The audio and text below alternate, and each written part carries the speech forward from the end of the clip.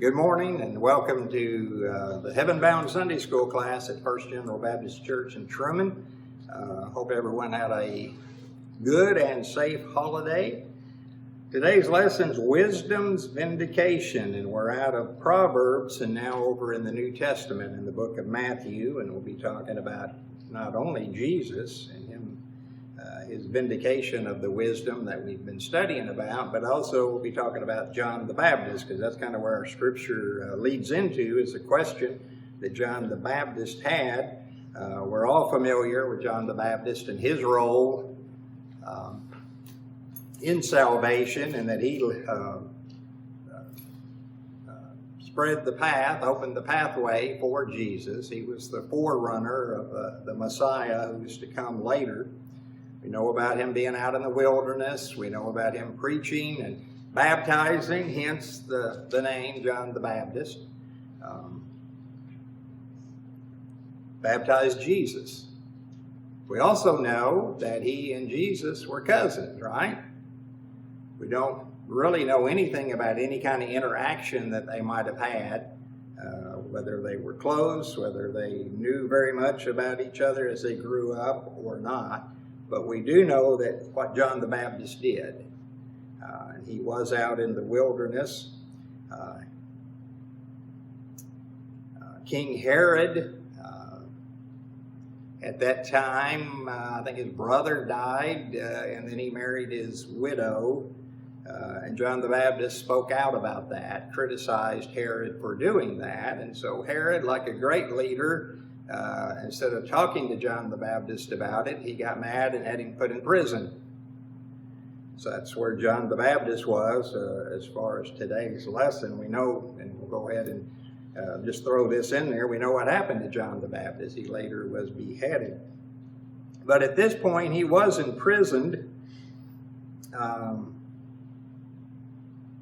Began to think about what he had heard that Jesus was doing. And he began to think, a lot of people say he had doubts, I don't know, but he began to think, here I am in prison, and Jesus is out there, and he's got to be the Messiah. And I'm sure John the Baptist was convinced of that, but he was like, why am I still here in prison? Because John the Baptist was like a lot of people at that time. They thought the Messiah would come, be an earthly ruler, get rid of the Romans, and he would be a king that they were used to. All the kings that we've studied about in the Old Testament, they thought Jesus would be that type of king. He would be a military ruler, and he would, do great things, be the Messiah. But as we know, the intention of God was for a different type of Messiah, a different type of ruler, a different type of kingdom. And when he talks about, God's kingdom, the people then, they thought about a kingdom that they were used to, is what the kings in those days had. So I think John the Baptist was wondering, like, here I am in prison, Jesus is out there, he is the Messiah, why hasn't he gotten me out of prison? Or why hadn't he changed things? Why hadn't he done the things here on earth that we wanted him to do, which was overthrow the powers that be? And so he sent some messengers to Jesus to ask him a question, and that question was, are you the coming one, or do we look for another? Are you really the Messiah, or should we be waiting on someone else? And Jesus answered and said simply, go back and tell John the Baptist what you've seen. The blind now see, the lame walk, those who had leprosy, now they're healed. People that were deaf, they can hear now. The dead had been raised. Good news being proclaimed. Go back and tell him what you've seen. Reassure him, basically, that yes, who would be doing those things if it wasn't the Messiah? So when the messengers left, that's where we come up with our printed scripture today in Matthew 11. And we'll read that. It says, "And as they departed, Jesus began to say unto the multitudes concerning John, What went ye out into the wilderness to see? A reed shaken with the wind? But what went ye out for to see? A man clothed in soft raiment? Behold, they that wear soft clothing are in kings' houses. But what went ye out for you to see? A prophet? Yea, I say unto you, and more than a prophet. For this is he of whom it is written, Behold, I send my messenger before thy face, which shall prepare thy way before thee. Verily I say unto you, among them that are born of women there hath not risen a greater than John the Baptist. Notwithstanding, he that is least in the kingdom of heaven is greater than he. And from the days of John the Baptist until now, the kingdom of heaven suffereth violence, and the violent take it by force. For all the prophets and the law prophesied until John. And if ye will receive it, this is Elias, which was for to come. He that hath ears to hear, let him hear. But whereunto shall I liken this generation? It is like unto children sitting in the markets and calling unto their fellows, and saying, We have piped unto you, and ye have not danced. We have mourned unto you, and ye have not lamented. For John came neither eating nor drinking, and they say, He hath a devil. The Son of Man came eating and drinking, and they say, Behold, a man gluttonous, and a winebibber, a friend of publicans and sinners. But wisdom is justified of her children. So after the messengers of John the Baptist had left, and Jesus began talking to the crowd that remained, and he asked of them, when you went out in the wilderness, when you went out to see John the Baptist, did you go expecting to see a reed swaying in the wind? In other words, did you go out there expecting to see somebody that was going to be indecisive? Or do you want to go out there and see someone that was going to tell it like it is? That's what we want today, isn't it? That's what we want out of our leaders in government, leaders in our nation and our state and locally, and we want that from our leaders here in the church too, don't we? We want someone to be decisive. We don't want people that's going to sway this way and then sway back this way, just as the winds blow or as people want to hear. And he says, what did you expect to see? A man clothed in soft raiment? In other words, did you expect to go out there and see someone all dressed up out there in the wilderness? No, that's somebody that's living in kings' houses. What did John the Baptist wear? Didn't he just wear, okay? Just had skins from animals. His diet wasn't very, nothing that I think we would want to engage in. But he was living in the wilderness. And so he's saying, what were you expecting to find? He said, but what went you out to see? Did you go to see a prophet? Well, yea, you did see a prophet. And as he says, more than a prophet. And I think before going much further, we want to talk about too that John the Baptist's message was right on point. It's what the people needed to hear. That was God's message that John the Baptist gave. And I think right there at this point, we have to look at the fact that, what you look like, what you wear has no bearing on God's word, does it? Sometimes we kind of get hung up on that. The fact that he's out there wearing what he was wearing tells us that John the Baptist didn't care about material possessions. He wasn't interested in looking his very best or putting on his best clothes when people came to hear him. That wasn't his mission. That's what he wasn't there for that. As you said before, did you go looking for a prophet? Well, you found one, but he was more than a prophet.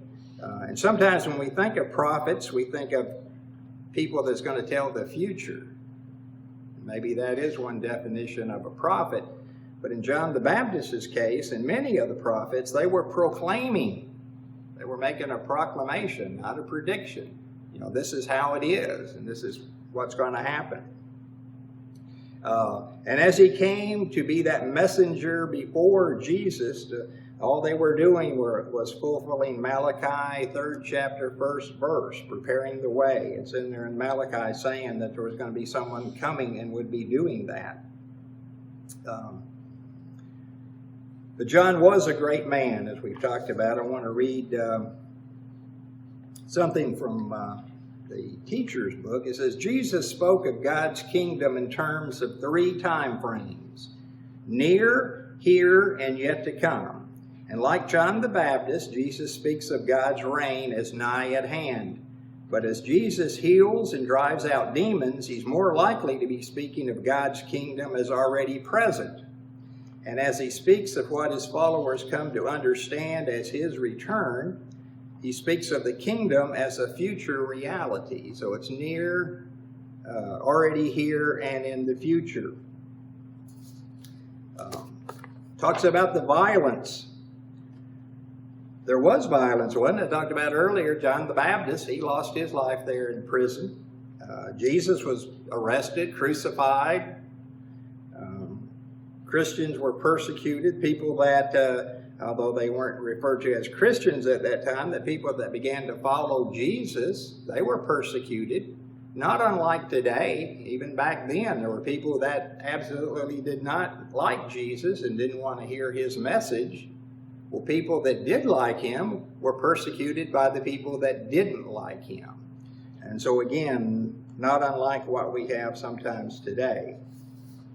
It says the prophets and the law, and that's in verse 13, is an expression referring to Israel's scriptures that Christians call the Old Testament. Jesus says that John's work was the climax of the message of those books. Jesus speaks of the Old Testament in its entirety, the stories of the patriarchs and the nation of Israel, the laws, the teachings of the prophets, as coming together as a message of promise. They announced this promise until John, who was directed by God to announce the soon-to-be fulfillment of that promise.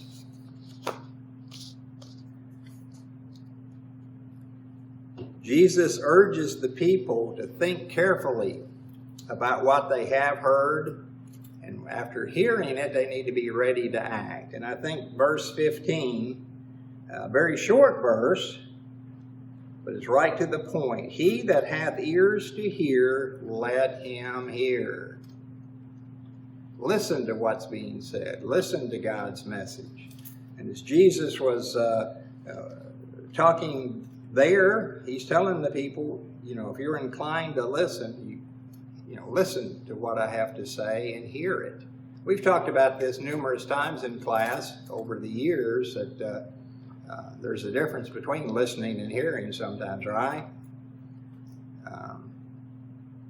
Sometimes someone says something and you may remember it a few minutes later, in one ear and out the other. But then other times people say something and you're more inclined to listen and to take to heart what's being said. And as we studied about, I think it was last week, we have to want to listen, don't we? You ever been someplace other than Sunday school class? I don't want to, but have you ever been someplace and someone's talking and they're talking some more, and it's like, is he ever or is she ever going to stop? But yet when it's over, like, what did he or she even say? I don't even remember it. But yet I was there for 30 minutes or 45 minutes.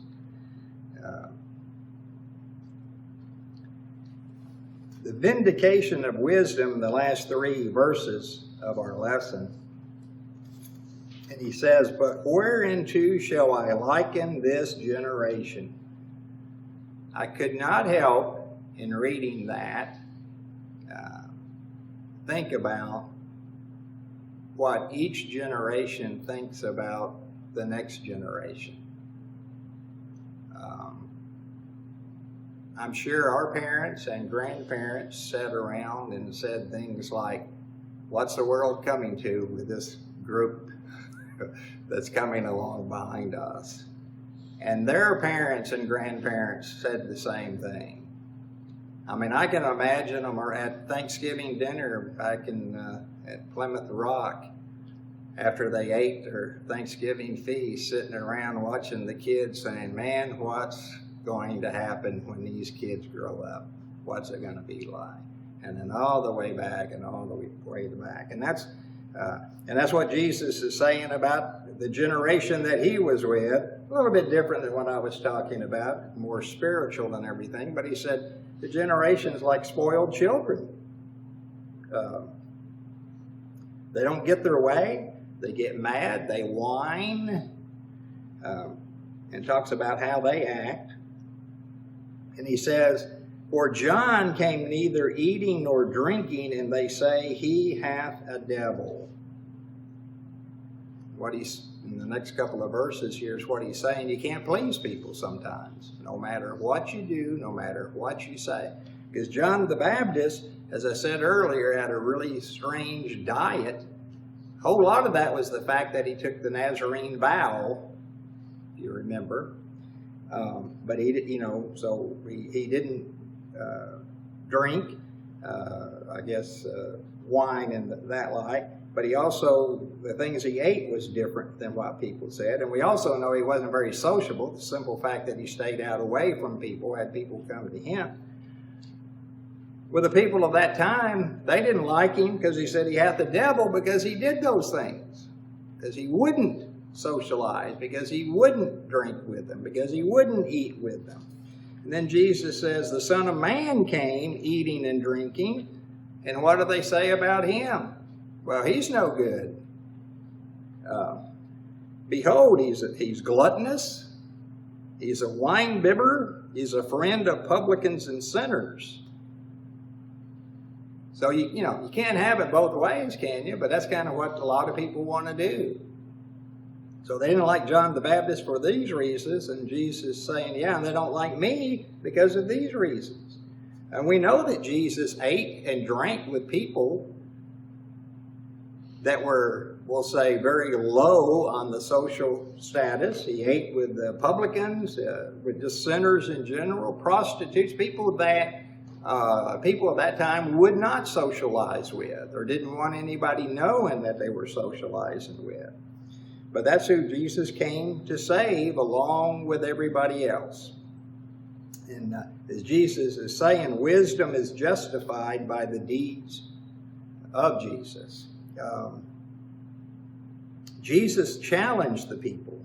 They had a comfortable, secure, self-centered lives, and he challenged them to change and to be different. Expect something different. But the people, they were skeptical and they were cynical. They didn't want disruption in their lives. Do we like disruption in our lives? We're certainly disrupted, aren't we? Ever since about the second week in March. Very disruptive. And as I look out at y'all, and y'all all have masks on and you're all scattered out, this is a disruption. But it's not something we can't get through, right?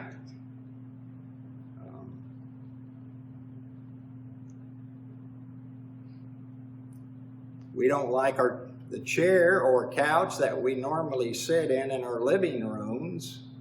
I hesitate to say that it's one person's chair, or that's where so-and-so sits, but we all have a place we normally sit at. And if that gets moved, how do we feel? We don't like it, do we? I'm not used to it being this way. I want it moved back over where I'm more comfortable. And that's a very small, silly point, but it is something we probably all experience at some time. There's a whole lot bigger disruptive things in our lives going on today.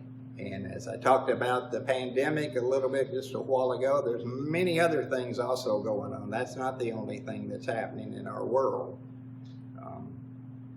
A lot of changes going on, and a lot of people would like for a whole lot more changes to go on. And we shall see how that goes. So it is a disruptive time. And how can we meet those challenges? Know Jesus, right? And have that relationship with Him.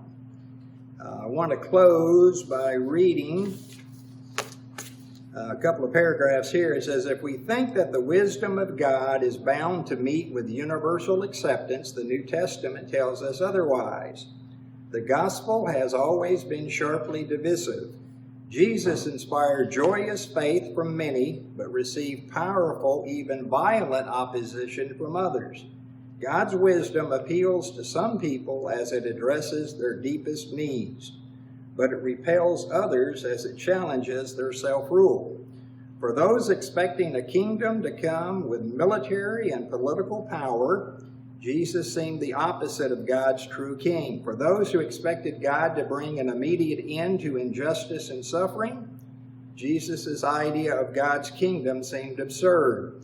But for those with ears to hear and eyes to see, Jesus brings the fulfillment of every divine promise and the answer to every human need. That he was rejected comes as no surprise to us, for God's messengers have always been rejected by many. And that's still true today, isn't it?